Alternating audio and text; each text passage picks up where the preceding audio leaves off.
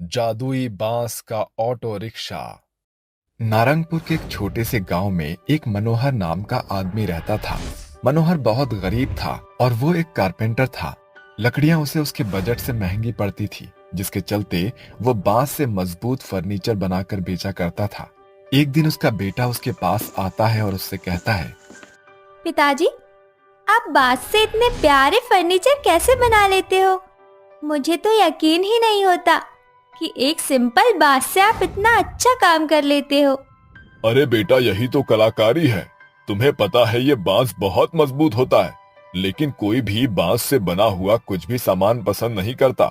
मेरा सामान बहुत ही कम बिक पाता है। पिताजी, आप ही ने तो कहा था मेहनत करने वाले कभी हारते नहीं। इसीलिए आप भी मेहनत कीजिए और फल की चिंता मत कीजिए। अपने बेटे की बात सुनकर मनोहर को और हौसला मिल जाता है, जिसके बाद वो बांस से काफी चीजें बनाना शुरू कर देता है। गांव के बहुत ही कम लोग उससे बांस के बने हुए सामान खरीदते। एक दिन मनोहर अपने मन ही मन में सोचता है, बांस का काम करने से भी मेरे घर का गुजारा नहीं चल पा रहा है। ऐसे कैसे चलेगा? मुझे कुछ ना कुछ तो कमाने का साधन सोचना ही होगा। वहां पर उसकी पत्नी सावित्री आती है और उससे कहती है, अजी, आज मेरे पास जो पैसे थे ना, उसमें घर का थोड़ा सा सामान और राशन ले आई हूँ। और फिर नूपुर बाजार में ही खिलौने की जिद करने लगा था, जिसके चलते मुझे उसको उसकी पसंद का एक खिलौना दिलवाना पड़ा। कोई बात नहीं, हमारा बेटा अभी छोटा है, वो हमारी मजबूरियों को नहीं समझ पाएगा। आपको एक बात और बतानी थी। जब आप बांस लेने गए थे, तब मकान मालिक आया था और किराए के लिए कह रहा था। हाँ सावित्री, मैं जानता हूँ अभी तक हमारा किराया भी नहीं गया है। मैं कोशिश करूंगा कि जल्द से जल्द घर का किराया दे दूं। ये सब कहने के बाद सावित्री खाना बनाने के लिए चली जाती है, जिसके बाद मनोहर अपने बेटे नुपुर को उसके खिलौने से खेलता हुआ देखता है। नुपुर एक ऑटो रिक्शा जैसे दिखने वाले खिलौने से खेल रहा होता है। अरे वाह, मेरा ऑटो रिक्शा तो बहुत ही प्यारा है। इसे तो मैं आराम से चला सकता हूँ। अरे वाह, इस ऑटो रिक्शा को देखकर तो मुझे एक सुझाव आया है। मनोहर तुरंत जंगल से कई सारे बांस लेकर आता है और उनसे एक ऑटो रिक्शा बनाने की कोशिश करता है। कुछ ही दिनों में वो बांस से एक ऑटो रिक्शा बना लेता है। आखिरकार मैंने अपना बांस का ऑटो रिक्शा बना ही लिया। अपना बांस का बना हुआ ऑटो रिक्शा ले जाकर बाकी के ऑटो रिक्शाओं के पास वो खड़ा कर देता है। आओ आओ आओ, मेरे ऑटो रिक्शा में बैठकर बांस के ऑटो रिक्शा का आनंद उठाओ। वहां बाकी के ऑटो रिक्शा वाले उसे देखकर जोर जोर से हंसने लगते हैं। क्यों मनोहर भाई, अरे तुम्हें तुम्हारा काम साज नहीं रहा क्या, जो ऑटो रिक्शा चलाने के लिए यहाँ पर आ गए हैं? अरे ये सब छोड़ो, जरा इसके ऑटो रिक्शा को तो देखो। अरे ये तो एक बांस से बना हुआ है। मैं जानता हूँ मेरा ऑटो रिक्शा बांस से बना हुआ है, लेकिन मेरा ऑटो रिक्शा तुम्हारे ऑटो रिक्शा से बहुत मजबूत है। यहाँ तक कि इसे चलाने के लिए मुझे पेट्रोल का भी खर्चा नहीं लगता है। मनोहर की बातें सुनने के बाद वहां खड़े सभी ऑटो रिक्शा वाले उस पर हंसने लगते हैं। देखते ही देखते सुबह से शाम हो जाती है, लेकिन कोई भी मनोहर की ऑटो रिक्शा में बैठने नहीं आता। हे भगवान, अब मैं क्या करूं? एक तो मैंने अपने सारे बांस इस ऑटो रिक्शा को बनाने में ही लगा दिए, ऊपर से अब मेरे ऑटो रिक्शा में कोई बैठ भी नहीं रहा। ऐसे ही मनोहर को एक दो दिन और गुजर जाते हैं। उसके ऑटो रिक्शा में कोई नहीं बैठता। तभी एक दिन एक पंडित वहां खड़े ऑटो रिक्शा वालों को कहते हैं, अरे अरे तुम लोग जरा मुझे मंदिर तक छोड़ आओगे क्या? अरे पंडित, शर्म नहीं आती तुझे? फ्री की सेवा उठाने के लिए हम लोगों के पास चला आता है। तुझे नहीं पता हम कितनी मेहनत से पैसा कमाते हैं? अरे भाई, मेरे पास तो इतना समय ही नहीं है कि मैं फ्री की सेवा वाले को अपनी ऑटो में बिठाऊं। पंडित जी, आप एक काम कीजिए, मेरे ऑटो रिक्शा में बैठ जाइए। मैं आपसे कोई पैसे नहीं लूंगा और आपको सही सलामत आपके मंदिर तक पहुंचा दूंगा। वैसे भी मेरे ऑटो रिक्शा में कोई बैठा ही नहीं है। मनोहर उसे अपने ऑटो रिक्शा में बैठा लेता है, जिसके बाद वो उसे मंदिर पर ले जाकर छोड़ देता है। मंदिर के अंदर जाने से पहले पंडित मनोहर के सर पर हाथ रखकर उससे कहता है, तुम बहुत अच्छे हो और लोगों का भला सोचते हो। तुम्हारे संकट बहुत ही जल्द हमेशा के लिए दूर हो जाएंगे बेटा। उसके इतना कहते ही उसके हाथ से रोशनी निकलती है, जिसके बाद वो मंदिर के अंदर चला जाता है। वहीं दूसरी तरफ मनोहर जब वापस जाने के लिए अपना ऑटो रिक्शा चलाता है तो वो मिनट से पहले वापस अपनी जगह पहुंच जाता है। अरे वाह, ये कैसे हुआ? मैंने तो बस एक ही जगह पर इसकी कल्पना की थी और मैं ऑटो में बैठते हुए यहाँ पहुंच भी गया। ये पंडित जी का कोई चमत्कार तो नहीं। उस दिन के बाद से मनोहर किसी भी जगह जाने के बारे में सोचता और ऑटो के अंदर बैठ जाता। ऑटो 1 मिनट से पहले उस जगह पर पहुंच जाता, जिसके चलते अब वो अपने गांव के कई लोगों को अपने ऑटो पर बैठाता है और उन्हें 1 मिनट से पहले ही उनकी जगह पर पहुंचा देता है। अरे आओ आओ और मेरी चमत्कारी जादुई ऑटो में बैठो। अरे 1 मिनट में सोचोगे और दूसरी मिनट में वहां पहुंच जाओगे। ऐसा ऑटो तुमने कभी नहीं देखा होगा। आओ आओ। अरे बेटा, मुझे दूसरे गांव में जाना है। क्या तुम मुझे दूसरे गांव में पहुंचा दोगे? अरे हाँ हाँ दादी माँ, क्यों नहीं, आपको तो मैं 200 की स्पीड में पहुंचाऊंगा। ये कहकर मनोहर अपने जादुई बांस के ऑटो में कल्याणी को बैठाता है, जिसके बाद वो ऑटो रिक्शा में बैठकर दूसरे गांव के बारे में सोचता है और 1 मिनट से पहले ही वहां पहुंच जाता है। इतनी फास्ट स्पीड देखकर कल्याणी उसको 100 रुपए का नोट दे देती है। अरे भाई साहब, जरा थोड़ी देर के लिए मेरा यहाँ इंतजार कर लो, क्योंकि मुझे एक गर्भवती औरत की डिलीवरी करवाना है। मैं एक दाई माँ हूँ, मुझे वापस भी घर जाना है। तुम्हारी इस फास्ट स्पीड की वजह से मैं जल्दी वापस जा सकती हूँ। ठीक है दादी माँ, मैं आपका इंतजार करता हूँ, आप जाइए। कल्याणी एक घर में जाती है। वहाँ वो एक औरत का बच्चा पैदा करवाती है। कुछ ही देर में बच्चे की किलकारियों की आवाज आने लगती है, जिसके बाद कल्याणी एक बच्चे को गोद में लिए और उस औरत के पति से कहती है, अरे मुबारक हो सबको, बेटा हुआ है। खबर सुनकर लोग बहुत खुश होते हैं और मनोहर को भी बहुत अच्छा लगता है। जिसके बाद मनोहर कल्याणी को वापस अपने जादुई बांस के ऑटो रिक्शा में बिठाकर उसे अपने गांव ले आता है। उस दिन से मनोहर हर गरीब और बेसहारा लोगों की मदद करता है और उन्हें फ्री में यहाँ से वहाँ छोड़ देता है। अब गांव के सभी लोग मनोहर के ऑटो रिक्शा में बैठना पसंद करते हैं, जिसके चलते उसके दुख भरे दिन हमेशा के लिए खत्म हो जाते हैं और वो अपने परिवार के साथ खुशी खुशी रहने लगता है। जादुई सोने का बांस घर। माँ, आप अपना ख्याल रखना, मैं बांस की लकड़ी लेने जंगल जा रही हूँ। ये बोलकर 12 वर्षीय सलोनी आरी लिए जंगल की ओर अग्रसर हो जाती है, जहाँ एक बुढ़िया बैठी होती है।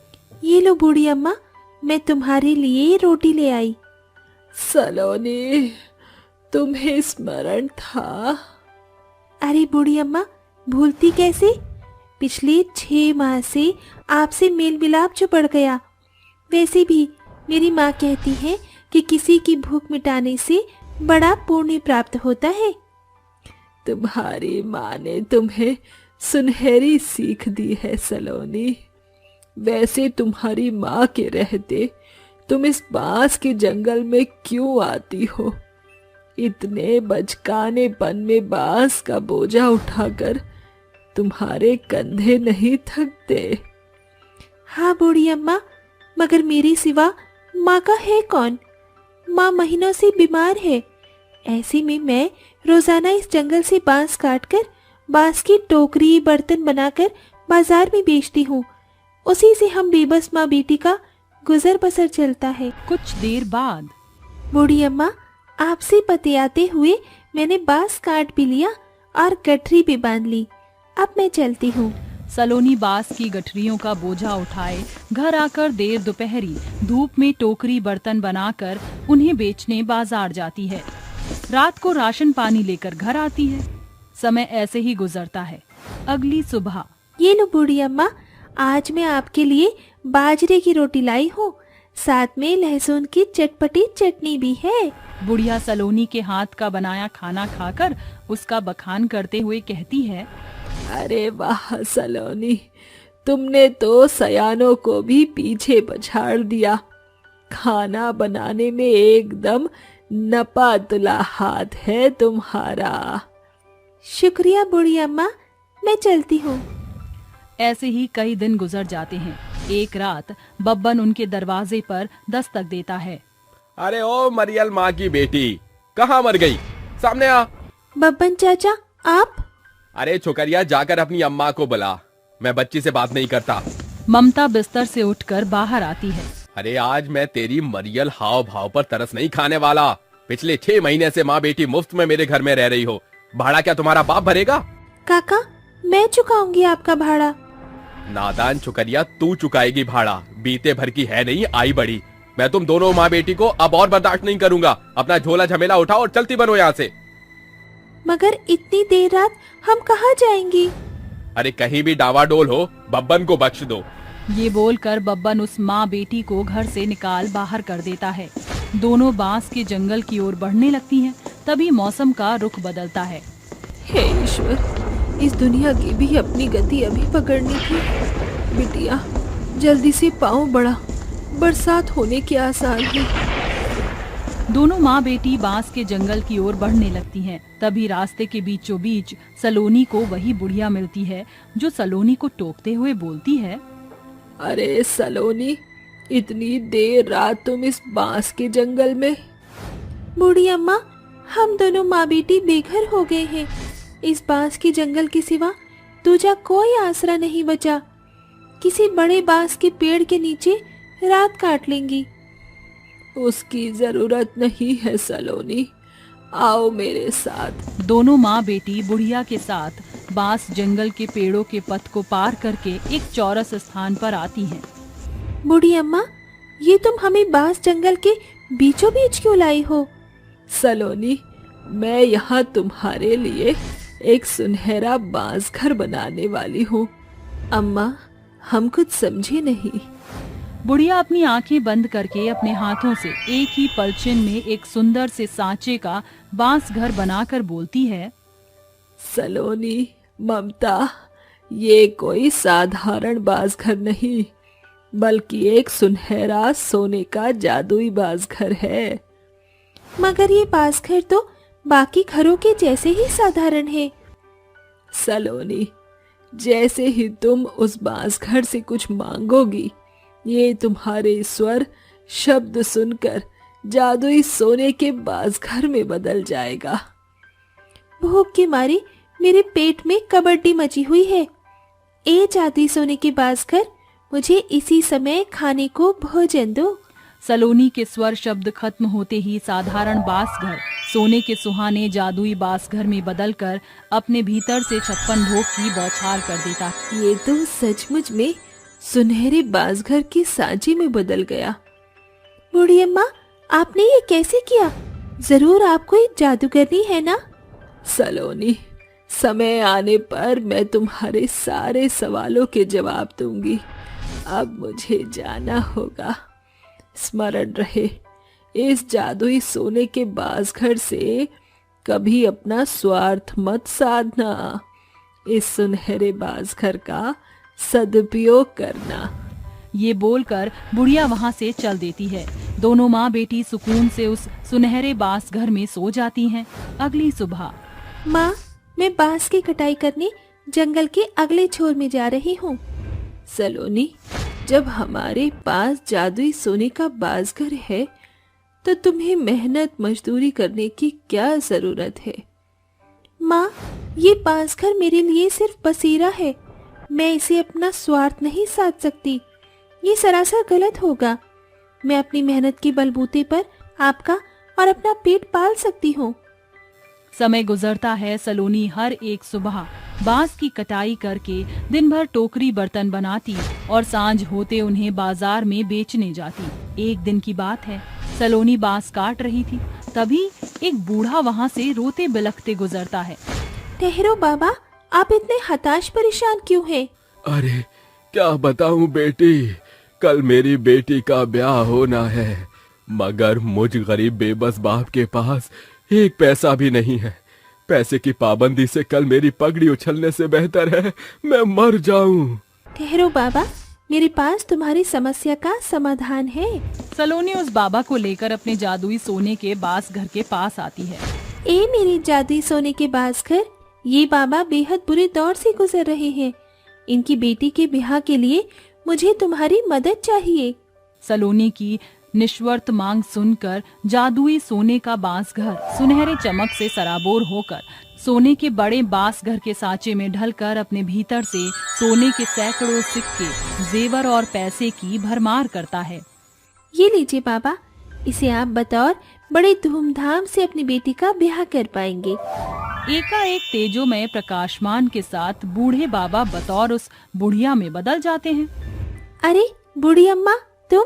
हाँ सलोनी, मैं तुम्हें परख रही थी कि तुमने मेरे बोल को अपने हृदय की पट्टियों पर लिख लिया है या नहीं।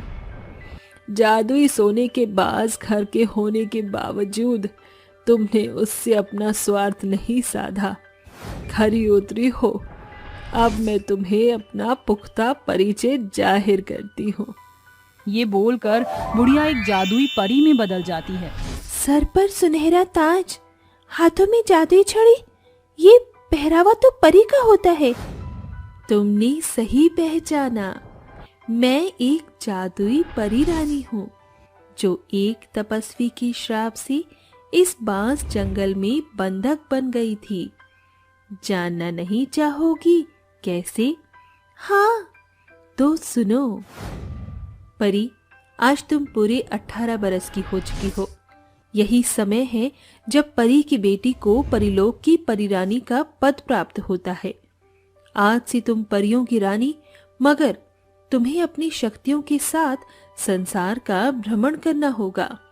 परी अपने लोक को पार करके संसार में आती है। अरे ये बांस वृक्ष का जंगल तो बड़ा रोचक है, क्यों ना मैं यहाँ अपनी शक्तियाँ साधूं? परी अपनी जादुई छड़ी से बांस जंगल में कभी पथराव करती तो कभी मेह की फुहार बरसाती और अंत में आग से जंगल को जला दिया। तभी एक तपस्वी उसके सामने आ खड़ा होता है। घोर अनर्थ, तुम्हारे साथ उल्टा ने मेरी सदियों की तपस्या को भंग कर दिया। बाबा, मुझे नहीं स्मरण था कि आप यहाँ साधना में लिप्त हैं। मैं अभी इस अग्नि को बुझा देती हूँ। अगले ही पल परी उस आग को बुझा देती है। इसका अभी कोई तात्पर्य नहीं है। मैं तुम्हें श्राप देता हूँ परी कि जिस शक्ति से तुमने मेरी सालों की तपस्या को भंग किया, तुम इसी पल छिन एक बुढ़िया बनकर इस बांस जंगल में बंधक बन जाओगी और जब तक कोई नेक दिल यहाँ नहीं आएगा तुम यहीं रहोगी। और मैं बतौर बुढ़िया बनकर इस बांस जंगल में बंधक बनकर रहने लगी, मगर तुम वो नेक दिल निकली और तुम्हारे हाथों का आहार मेरा हथियार बन गया। मेरी शक्तियाँ लौटने लगी और आज मैं इस बांस जंगल से रिहा हो रही हूँ। सिर्फ तुम्हारी बदौलत आज से इस बांस जंगल की जिम्मेदारी मैं तुम दोनों माँ बेटी पर छोड़ती हूँ। ये बोलकर परी गायब हो जाती है और दोनों माँ बेटी उस जादुई सोने के बांस घर में बसेरा बनाकर भावी भविष्य में बेबस बेसहारा लोगों की मदद किया करती।